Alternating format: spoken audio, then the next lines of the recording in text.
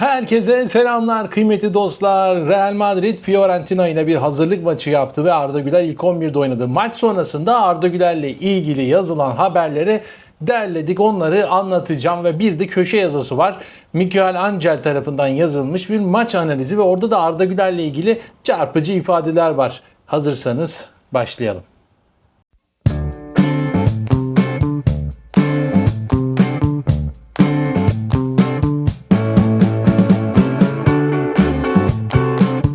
Evet, öncelikle Arda Güler'in istatistiklerinden başlayacağım. Beni geçmiş sezonlardan da takip eden kıymetli dostlar bilir ki önce istatistikleri anlatırım. Isı haritasını görürseniz zaten nerede oynadığını, nasıl bir pozisyonda oynadığını da görürsünüz. O yukarıda var, orta sahanın sağında ve orta sahanın solunda ama daha çok sağında. Yani 10 numara pozisyon diyoruz ama şimdi ben ona bir parantez açacağım birazdan. Neden o orta sahada boştu, Arda Güler yoktu onu değerlendireceğim. 71 defa topla buluştu Arda Güler. 87 dakika sahada kaldı. 52 pas attı. 46'sı isabetli ki %88'lik bir pas isabet oranı. 10 uzun pas attı. Bunların 7'si isabetli. Bu noktada maçın en iyi ikinci derecesini elde etti. 5 orta yaparak maçın en çok orta yapan ismi oldu. Bunlardan biri isabetli. Bir isabet olmasının biraz da nedeni işte o genç çocuk Siriya ve Ender'iye daha çok orta yapması. Onlar da hava toplarında çok etkili değiller. Bir kilit pas, Arda Güler bu noktada biraz eksik kaldı. Buna rağmen maçın en çok kilit pas atan 3. ismi oldu. O tek kilit pasla. Bakıyorum başka. Çalım, 2 çalımı var ve aldığı bir de 3 faul var. Bir de savunmada bir top uzaklaştırma, bir pas arası. 7 defa ikili mücadeleye girdi Arda Güler. Bunlardan 4'ünü de kazandı ve aldığı faul de 3 olunca aslında girdiği 7 mücadelenin 7'sinde de topu kendi takımına kazandırmış oluyor. Ama tabii faul aldığı için o topu kaybetmiş oluyor, istatistiklere o şekilde yansıyor. Şimdi ekrana da geliyor, Real Madrid'in genel ısı haritası geliyor şu anda. Görüyorsanız orta saha, yani 10 numara dediğimiz pozisyon zaten boş. Yani oraya hiçbir oyuncu görevlendirilmemiş. Valverde de daha çok sahanın sol tarafı, yani orta sahanın sol tarafında. Camavinga ise Valverde, yani şöyle anlatmam gerekirse Valverde, Arda Güler orta sahanın ön uçlarında, yani 10 numarayı sağlı sollu paylaşacak şekilde oynadılar ve Camavinga arkada bir setle hücumları engellemeye çalışan bir isim olarak öne çıktı. Yani Mourinho böyle bir planda oynattı. O yüzden de 10 numara pozisyonu zaten boş bıraktı Mourinho. Zaten o Mourinho'nun sisteminde çok da fazla olmuyor. Yani 10 numaralara falan çok yer vermiyor. Daha çok işte geçiş oyunlarına yönelik bir sistem kurduğu için Mourinho ve sert, mücadeleci bir oyun ortaya koymaya çalışıyoruz. Şimdi zaten haberlerde de onları anlatacağız. Önce basında haber olduğundan dolayı taraftar yorumları.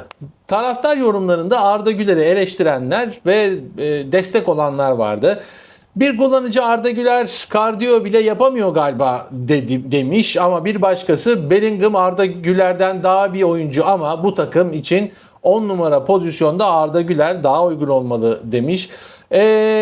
Arda Güler'in Fiorentina'ya karşı fark yaratamadığından bahseden bir başka taraftar varken bir taraftar da Arda Güler'e bayılıyorum, mutlaka başarılı olacak, bence takımın dinamosu şeklinde yorum yapmış. Yani böyle farklı yorumlar var. Tabii ki şöyle bir durum var Arda Güler nezdinde söylemek gerekirse. Şimdi gazetelere geçiyorum. Ya tabii ki Mbappe, Vinicius Junior gibi çalım atan, işte göze estetik gelen ama bir işe yaramayan, bazı özellikle Vinicius noktasında söylüyorum ki geçen sezonu çok kötü geçirdi Vinicius. Ama çalım atıyor, bilmem ne yapıyor sürekli ilk 11'de. Yani bal yapmadıktan sonra o çalımların bir anlamı yok. Evet, belki göze güzel gelmeyebilir ama gerçekten önemli dakikalarda önemli pasların, özellikle o dinamosunu, orta sahanın dinamosunu elinde tutan bir isimdi Arda Güler. Yani o kadar ihtişamlı bir top oynamasına gerek yok. Zaten mesela Kroos da öyle ihtişamlı bir top oynamıyordu. Modric hızı çevikliğiyle biraz ihtişam katıyordu ama çok özel hareketleri var mıydı Guti'nin? Yani Guti'nin tabii ki bir pası var. O pas tarihe geçen bir pas, topuk pası. Ama onun dışında daha düz, yani garantici ve keskin paslar atan oyuncular bunlar. Böyle öne çıkan zaten böyle. Yani artık şekilcilik kazandırmıyor futboldaki. Görüyorsunuz işte Brezilya milli takımını görüyorsunuz. Daha önce tamamen estetik yeteneğe bağlı bir dönemde Brezilya üst üste dünya kupaları alırken artık o başarılar gelmiyor. Yani Dünya Kupası'nı direkt almak da bir başarı değil tabii ki, ama bir şeyleri kanıtlamak, ama Brezilya onun çok altında. Çünkü o dönem artık geçti. Futbol başka bir şeye evrildi. Eldes Marque'den başlıyoruz. Kadrosunun büyük bölümü Dünya Kupası sonrası izinde olduğu için Madrid sahaya sadece 9A takım oyuncusuyla çıktı. Bu şekilde yazıyor. Arda Güler de ilk 11'de olduğu vurgulanmış. Onun dışında çok da bir şey yok. Defense Central'da maçın ilk yarısında maçın sonunda bir değerlendirme yapılıyor. Daha çok şöyle denmiş. Arda Güler'in Carreras'a attığı pasla başladı. Bir atak var. İşte Ender'in golünde Arda Güler'in pasıyla başladı. Ona vurgu yapılmış. Bir de Arda Güler'in o ikinci golde Camavinga pası veriyor ya, üzerinden atladı gibi geldi bana da, ama işte sonradan üzerinden atlamadığını anladık. Yani top zaten arkasından geçiyormuş ama sonuç olarak bir hareket, yani oraya geliyor ve o defans oyuncusunu kendisiyle beraber çekiyor Arda Güler ve o arkadaki o Sirius'tu çocuğa boş alan bırakıyor. Tabii ki bunlar taktik, mantalite. Nasıl taktiği Arda Güler hemen alıyor ve o taktikle bir hücuma giriyorlar. Eğer Arda Güler orada ileriye doğru bir atak yapmasaydı, o defans oyuncusu çok büyük ihtimalle topun gidebileceği boş alanı tutacaktı ve top asla o alana geçmeyecekti. AS gazetesi yardımcı yönetim müdürü Thomas Rencaro köşe yazısında Arda Güler'i Avusturya turnesinin en olumlu notu ilan etti. 3. Real Madrid sezonunun ardından olgunluğa ulaştığını belirtti. Rencaro, Mourinho'nun ikinci döneminin Arda Güler'le beraber çok daha iyi olacağını yazmış köşe yazısında. Oktario gazetesine de maçı dakika dakika aktardı. Arda Güler maçın Real Madrid hücumlarını örgütleyen isim olarak, yani organize eden isim olarak yazdı Ok Diario gazetesi. Siria'nın golünde de kilit isim Arda Güler'de diyor. Camavinga'dan gelen topa dokunmadan geçit vererek Siria'ya boş bir alan oluşturdu diyor Ok Diario gazetesi de.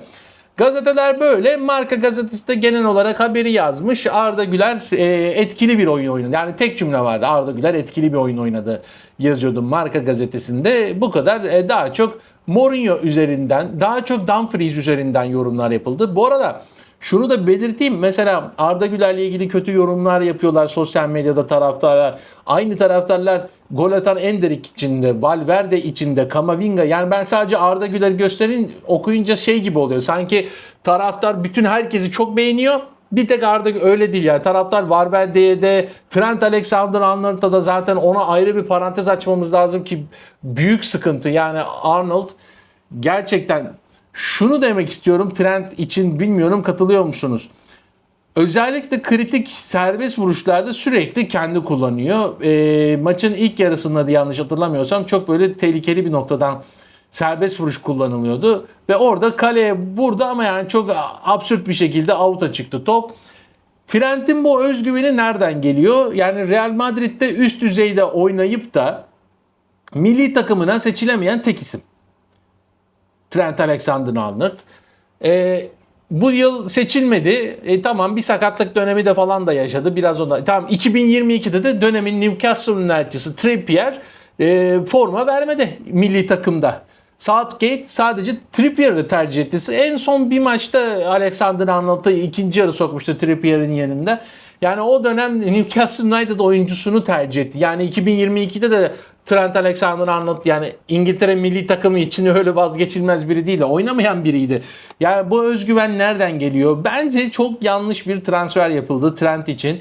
Daha olumlu bir sonuç alınacak bir sağ bek alınabilirdi. Ama Dumfries noktasında, Dumfries çok acayip. Ben zaten onu çok severim. Çok severdim. Inter'de de çok sevdiğim bir oyuncu.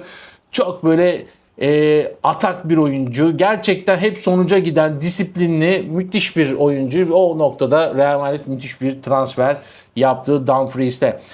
Miguel Angel Munoz yorumcu, bakalım neler demiş bu da. Real Madrid'in maç sırasındaki, maçtan sonraki oyunuyla ilgili neler yazmış, neler çizmiş, onları değerlendireceğiz. Bu Miguel Angel Munoz'u da şöyle Defensa Central gazetesi, bu adam ne dediyse haberleştirmiş. Yani yorumlarını köşe yazısı gibi yazmışlar. Bakalım neler söylemiş Munoz.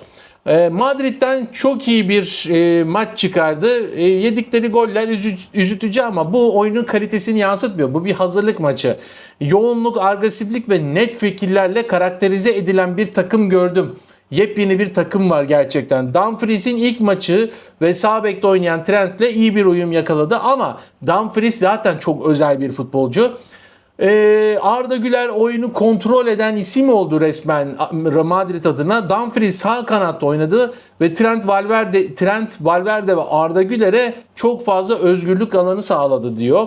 Su molasından sonra Mourinho oyunun kontrolünü yeniden ele geçirdi. Takım fiziksel olarak hala gelişmekte olduğu açık.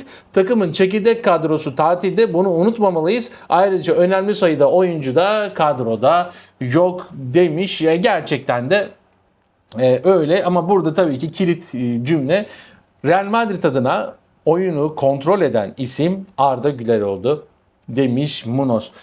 Evet, haberler bunlar. Hepsini okuduk. İstatistikleri anlattık. Yorumlarına kadar anlattık. Maç böyle geçti Arda Güler adına.